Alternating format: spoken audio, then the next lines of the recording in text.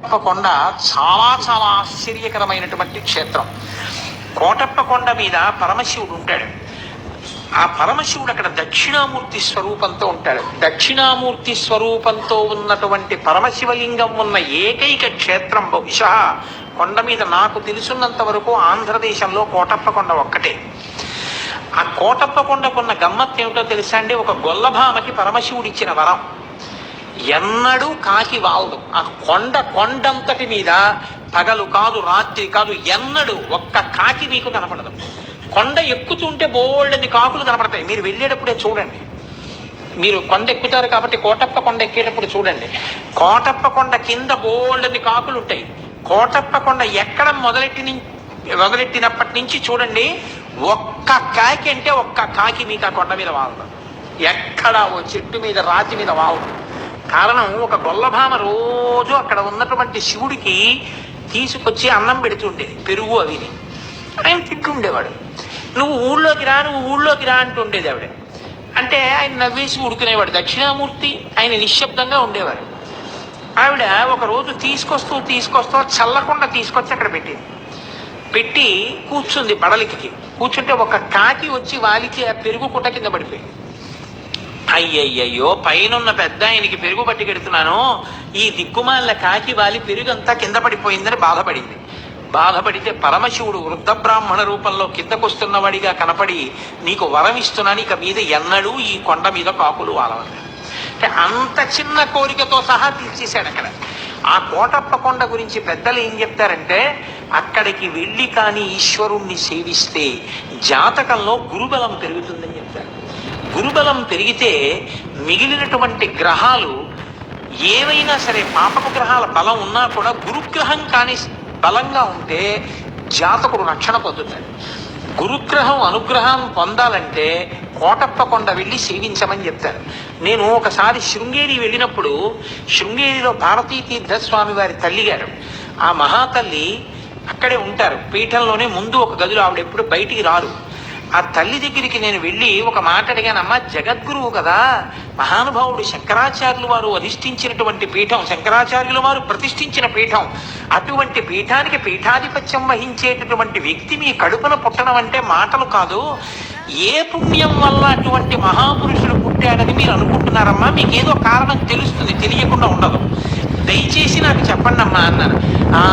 నాయన ఏముంటుంది నాయన చెప్పడానికి అన్నారు ఆవిడ. నేను అందరూ వెళ్ళిపోయాక మళ్ళీ అడిగాను. అందరూ వెళ్ళిపోయాక అడిగి లోకం అంతటికీ చెప్పుకొస్తున్నాడు, అది వేరు మాట అనుకోండి. అలా కాదమ్మా, మీకు ఏదో కారణం ఉంటుంది, ఖచ్చితంగా మీకు తెలుస్తుంది. ఏ కారణానికి అంతటి మహాత్ముడు మీ కడుపున పుట్టాడమ్మా అని అడిగాను. అడిగితే ఆవిడ నాతో ఒక మాట చెప్పారు. నరసరావుపేటలోనే ఆవిడ కడుపున పడ్డారు భారతీ తీర్థస్వామి. నేను చిన్నతనంలో మా తండ్రి గారు ప్రతిరోజు కూడా మడి కట్టుకుని కోటప్ప కొండ ఎక్కి పరమశివుడికి నీళ్లు పోసుకుని కిందకు వచ్చేవారు అభిషేకం చేసి. తెలిసో తెలియకో మా నాన్నగారి వేలు పట్టుకుని రోజు పరిగెత్తుకుంటూ నేను కూడా కోటప్ప కొండ ఎక్కేదాన్ని. ఎక్కి నమస్కారం పెట్టుకుని, పిల్లలం కదా నాయన, కిందకి దిగిపోయేవాళ్ళం. ఎన్ని పర్యాయాలు ఎక్కానో, ఎన్ని మార్లు నమస్కరించానో, ఎన్ని మార్లు దిగానో నాకు తెలియదు.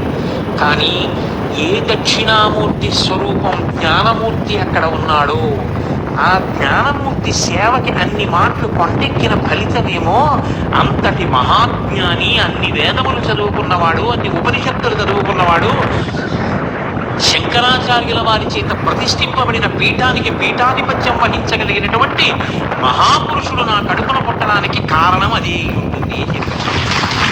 కోటప్ప కొండ అంత ప్రఖ్యాతమైనటువంటి క్షేత్రం, మీరు చూసి తీరాలి. అవ్యాజమైనటువంటి ప్రశాంతత ఎంత గొప్పగా ఉంటుందో కోటప్ప కొండ. ఎక్కడెక్కడి వాటికో వెళతాం, ఇక్కడే ఉన్న అంత మహాత్యం కలిగినటువంటి క్షేత్రాలని మనం వదిలిపెట్టేస్తున్నాం. అటువంటి కోటప్ప కొండ దర్శనం చేస్తారు. మీకు నేను ఇంకొక మాట చెప్తున్నా. శృంగేరి పీఠాధిపత్యం స్వీకరించడానికి ముందు భారతీ తీర్థస్వామి వారు వైరాగ్యంతో అక్కడికే వచ్చి కూర్చుని ఎప్పుడు వేద పాఠాలు చదువుకుంటుండేవారు. ఆయనతో పాటు వేదం చదువుకున్న సహాధ్యాయి ఒక ఆయన ఇప్పటికీ కోటప్ప కొండలో అర్చకత్వం చేస్తున్నారు. ఆయన అభిషేకం చేయడం మీరు చూడండి. నేనైతే ఏం చెప్తానంటే, ప్రసాద్ బాబు గారు ఒకసారి చూపించండి. మీరు హరిప్రసాద్ గారిని అడిగి ఏర్పాటు చేసి చూపించండి, అందరూ చూస్తారు. ఆయన అభిషేకం చేస్తుండగా మీరు చూడండి, మీరు ఆశ్చర్యపోతారు. ఇలా ఉంటుందా అభిషేకం అంటే అని తెల్లబోతారు. ఎందుకంటే శివలింగానికి అభిషేకం చేసేటప్పుడు మీరు దానిమ్మ పళ్ళు అక్కడ పెట్టారనుకోండి, ఆయన మంత్రంలో తొట్టుబాటు ఉండదు, స్వరం తప్పదు. ఆయన దానిమ్మ పళ్ళు తీసి ఇలా ఈ చేతిలో పెట్టుకుని ఈ చేతితో పట్టుకుని ఇలా అంటారు అంతే. దానిమ్మ రసం శివలింగం మీద పడిపోతుంది.